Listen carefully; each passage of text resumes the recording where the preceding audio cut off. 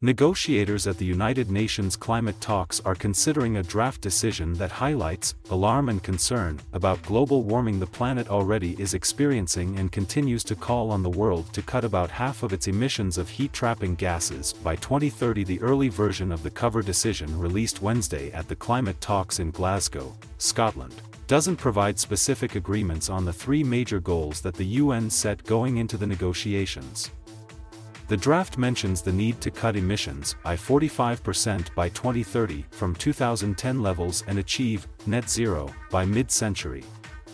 Doing so requires countries to pump only as much greenhouse gas into the atmosphere as can be absorbed again through natural or artificial means. It urges countries to accelerate the phasing out of coal and subsidies for fossil fuels, but makes no explicit reference to ending the use of oil and gas. The draft also acknowledges, with regret, that rich nations have failed to live up to their pledge of providing $100 billion a year in financial help by 2020 to help poor nations dead with global warming. The draft reaffirms the goal set in Paris in 2015 of limiting warming to 2 degrees Celsius since pre-industrial times, with a more stringent target of trying to keep warming to 1.5 degrees Celsius preferred. Highlighting the challenge of meeting those goals, the document expresses alarm and concern that human activities have caused around 1.1 C of global warming to date and that impacts are already being felt in every region.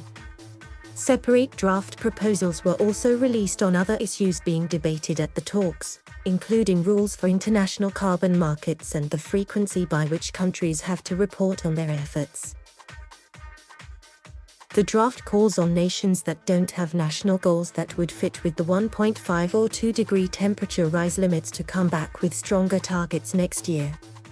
Depending on the language is interpreted, the provision could apply to most countries. Analysts at the World Resources Institute counted this element of the draft as a win for vulnerable countries. This is crucial language, WI International Climate Initiative Director David Waskow said Wednesday.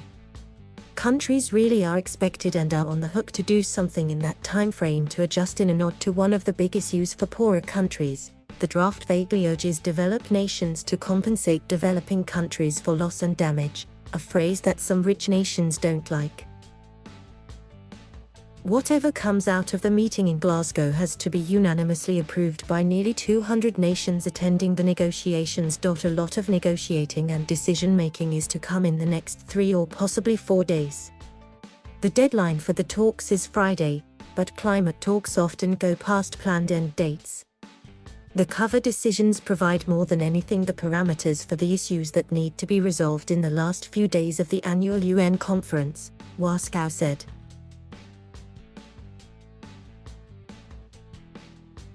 Thank you for watching. Please subscribe